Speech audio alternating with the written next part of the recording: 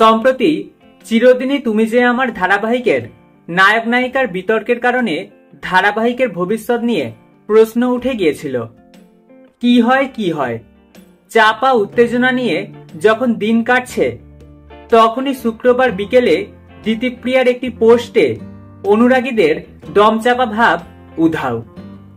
নায়িকা লেখেন, প্রযোজনা সংস্থার হস্তক্ষেপে সহ অভিনেতার সঙ্গে সমস্যার সমাধান হয়েছে। টেলিপাড়ার অন্দরের খবর, বিষয়টি ক্রমশ ঘোরালো হওয়ার শেষে নাকি হাল ধরেন প্রযোজনা সংস্থার অন্যতম কর্ণধার।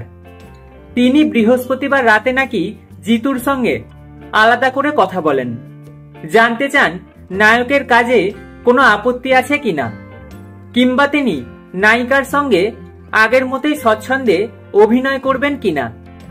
উত্তরে নায়ক নাকি তাকে জানান তার কোথাও কোনো অসুবিধা নেই।